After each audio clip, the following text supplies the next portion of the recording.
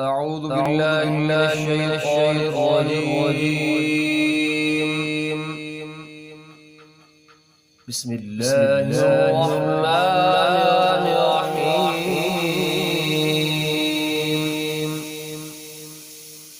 ألم تر كيف فعل ربك بأصحاب الفيل؟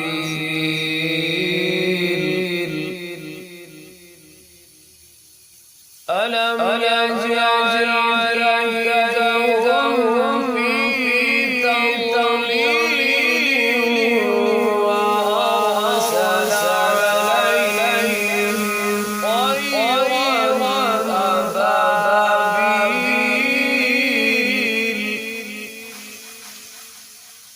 بسم الله الرحمن الرحيم.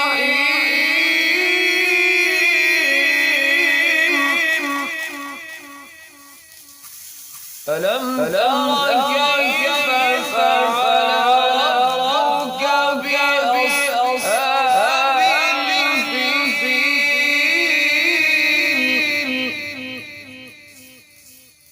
ألم يجعل كيدهم في تضليل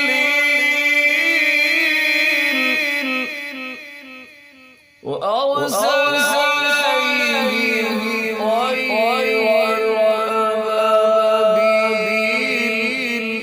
ترميهم بحجارة من سجيل فجعلهم كعصف مأكول. صدق الله